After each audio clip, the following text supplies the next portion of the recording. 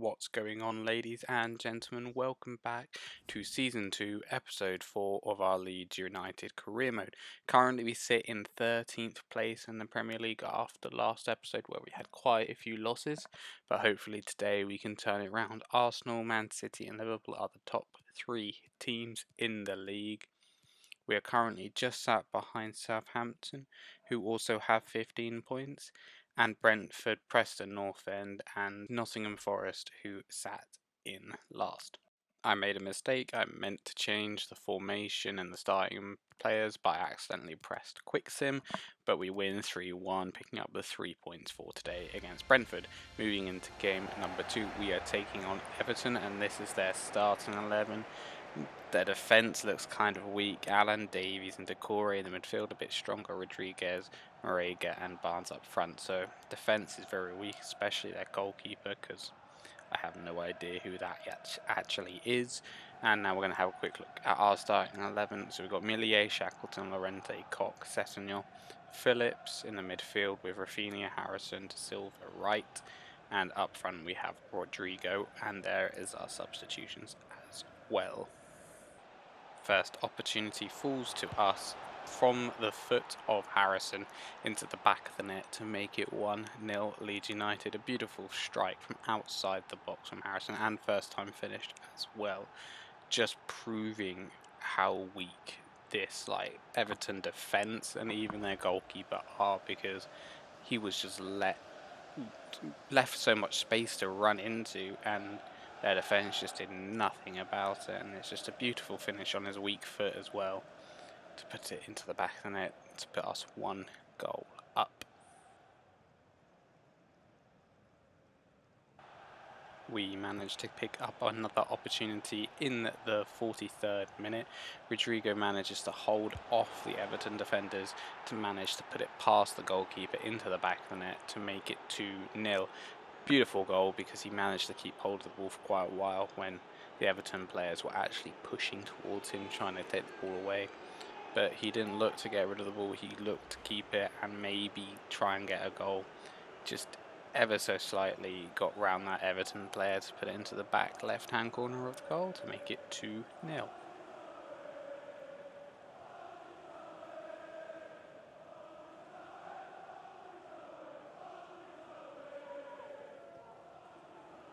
Everton's first opportunity falls to the 67th minute with a cross from Barnes, and nothing really comes of it. Millier manages to pick it up and just kick it out. They get another opportunity from Gambin, crossing the ball in. James finds it and manages to take a beautiful touch and then puts it into the back of the net past Millier to make it 2-1. Beautiful touch from James just to get that awkward ball under control, and then just manages to find the back of the net.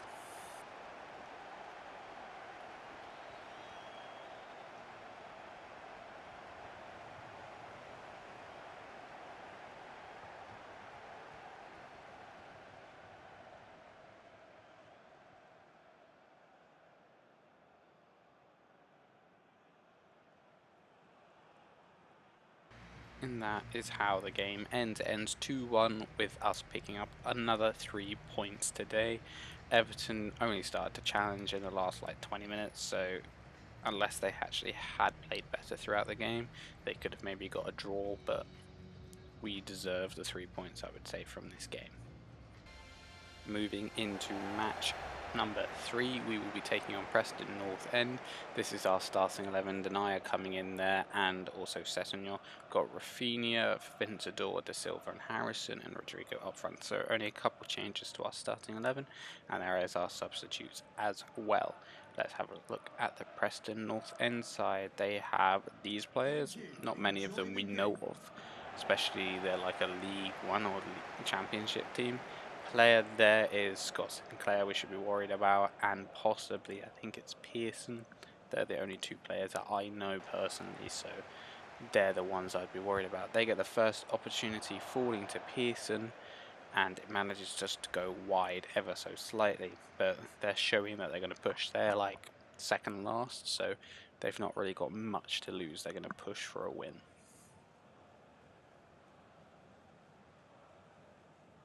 we managed to get our next opportunity, falling from a cross from Phillips, who manages to find Vencedor's head, who puts it past the Preston North End goalkeeper to make it 1-0.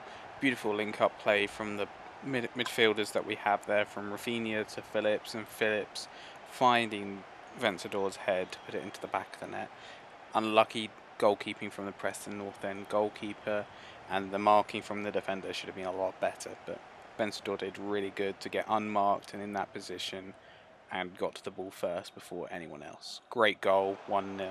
Next opportunity falls to a cross from Shackleton, who manages to do something weird, and Harrison takes a shot, saved by the Preston North End goalkeeper, and then he manages to put it into the back of the net to make it 2-0, picking up, I think, his third goal in each game. So he's picked up a goal in every game we've played today. He does do a weird touch there if we get the close-up angle in a second, like the ball comes through his body, he takes it on his right foot to put it onto his left foot. But it was a beautiful finish to be able to find that bottom left-hand corner to make it 2-0. Rodrigo gets an opportunity in the 38th minute, but he manages to mess it up because he overthinks it and hits it right at the goalkeeper.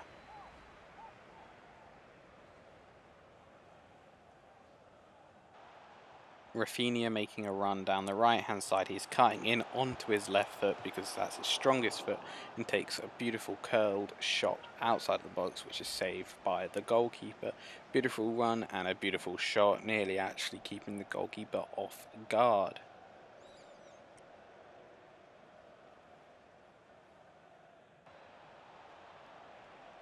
Preston are looking for a goal, and Reese has managed to get past our defence and past Millier to find the back of the net to make it 2-1. That was just some of the worst defending I think I've seen in a long time from us, considering we struggled first season with some defending, but I put that in the same category. It's really bad.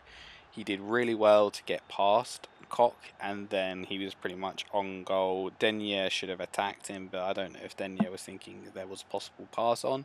But yeah, beautiful finish from Reese, or however you pronounce his name, past Millier to get the 1 goal for them. So now they're in contention yet again. We're looking for another goal. We managed to find Costa, who ran through, and he manages to put it in the back of the net to make it 3-1, getting that 2-goal advantage yet again. A beautiful through ball to find Costa. I can't remember who made it, but it was just like pinpoint accuracy. Wasn't anywhere near the Preston North End players. It was from Vencedor, so he's doing very well today. Yeah, beautiful pass, and found the top left-hand corner from there after a couple of touches.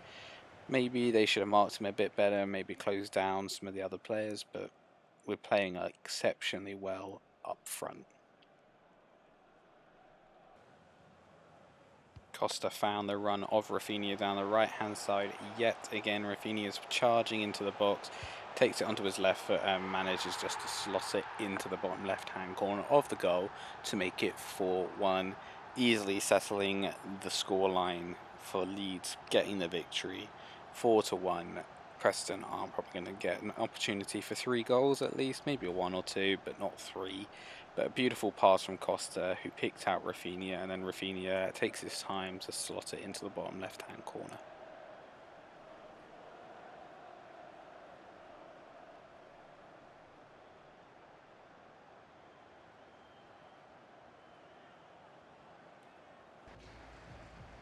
And that is how the game ends. It ends 4-1 to Leeds United. We pick up the 3 points again, so we've currently got a total of 9 points from today's episode, which is really well done. Harrison, definitely man of the match there. He was everywhere that's possible needed to be. Close second was Vencedor with his goal and assist, but Harrison was just exceptional. Match number 4, we take on Sheffield United. Got a quite strong defence there, especially all 5 of them. Very strong midfield, with Click being our ex-player, so hopefully he's not going to cause too much of a problem. Ponce and Babu. Ponce is probably the player I'm worried about up front for them, but I guess the game will show. Leeds starting 11, Shackleton, Llorente, Koch, and I think it's Davis or someone like that, our spare left back, because Sessignon was a bit tired. Yes, it's Davis. and normal midfield and strike force. We've got Harrison making a run down the left-hand side in the first opportunity, and almost an own goal from one of the Sheffield United players, ever so slightly cleared off the goal line. Not much came from it into the second half, and Sheffield United managed to find the first goal with Ponce playing it to Babu, and Babu managing to pass it past Millier into the back of the net to make it 1-0 Sheffield United.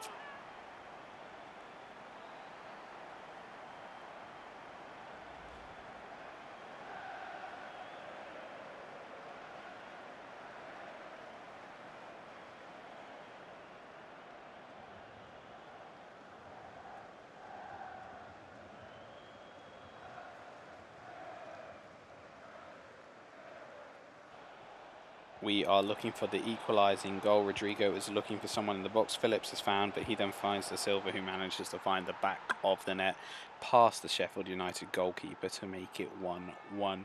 We are playing very desperately here. We've pretty much got all midfield and strikers up front in the 79th minute.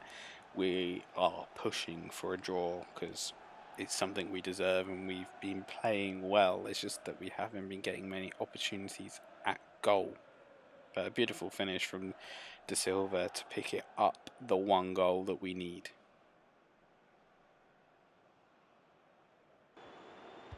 Costa making a run into the box, but he's not very confident, so he thinks Vargas will be able to get the shot off, but the defender gets in the way to block the shot. And that is how the game ends. It ends 1-1. Both teams picking up a point. We've got 10 out of possible 12 points today, so doing very well. But Babu and Ponce played exceptionally well for Sheffield, and they're a great strike force for Sheffield themselves. Moving into match number 5, this is our starting 11, and we'll have a look at our substitutions. Defence, we've just brought Lorente off for Denier, and then Harrison's back in the centre mid, and Wright is back on the left wing, and Costa is starting up front. Moving into the Arsenal starting 11, they've got Leno in goal, Maitland-Niles, Gabriel Varane, David Luiz and Tierney up front, at the back. Very strong defence in midfield, Nelson, Lacazette and Asensio up front. It's a very strong Arsenal team. I can see why they were sitting at the top at the beginning of this episode. We get the first opportunity falling to right, and it is saved by Leno. Rafinha is stepping up to take a free kick that we've got on the edge of the area. He is definitely the best free kick taker we have. And we're going to see if we can try and convert it, try and get into the top left-hand corner. Not as close as we wanted. We might have beaten Leno, but he managed to stretch and save the shot Rafinha put on goal.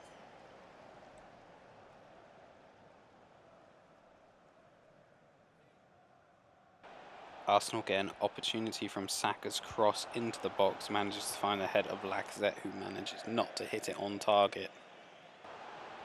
Harrison is pushing forward, looking for the goal. He manages to take a shot, defended, but deflected back into the path of Harrison, who manages to make sure it's in the back of the net to make it 1-0 Leeds United with like 3 minutes to go. I don't think Arsenal are going to be able to get an opportunity. They haven't been very aggressive, but I guess we'll see shortly. But great run from Harrison, great initial defending from the Arsenal centre-back, but just unlucky it deflected into the path of Harrison, and then onto his weak foot and just past Leno to make it 1-0. We have conceded a free kick right on the edge of the area. Are we going to be able to stop it going in? And Phillips makes sure we do. And that is how the game ends. It ends 1-0 Leeds United. Arsenal tried towards the end. They were very good defensive and they definitely stopped us. But we managed to break through that once, and that's the once we only ever needed one goal. And we got it to make it 1-0 and picking up the last 3 points. We are making a move for Pedro Neto. I offered Helder Costa as a as a player swap with like 4 mil, because Costa's getting old now and Neto is 21. He's a left wing, but we're going to transfer him to a striker, and he's just got more potential. He's ever so slightly lower rated than Costa, but he's got the potential to be a better striker. They really don't want any of the players that I've offered so far, but I'm going to slowly make my way through some other players, just players that we maybe don't need anymore, or maybe players that just aren't getting time, like LeBrock, and maybe we'll offer him plus like 8 mil, which is almost asking price, but they're still not wanting to take anyone. So I think we've only got one option really after this, and it's to offer like one of our youth centre backs, but I predict they're not going to really care that much because they don't seem to be interested in anyone. So it looks like we're going to have to take the 9.2 mil, which we're going to accept right there. It's a great offer for Neto. And now we're just going to set his wage and squad role. He wants prospect, which is perfect. 5 years is even better. Now we're going to move on to a release clause, which we don't want, and then salary. So we're going to probably offer him about 40,000, sorry, and about 400,000 sign on. They're probably going to up it a little bit, 47, a bit more than he's on now, but I think that's definitely doable. Maybe drop it to 45 and see if they'll accept that. It's only 2.5 less per week, and they accept that. So Neto will be joining us in the next transfer window. Hope you've enjoyed today's episode. We've managed to pick up like 13 out of 15 points, which is really good, and that should hopefully push us further up the table, and you'll see that at the beginning of the next episode. But thank you for watching, and ta-ra.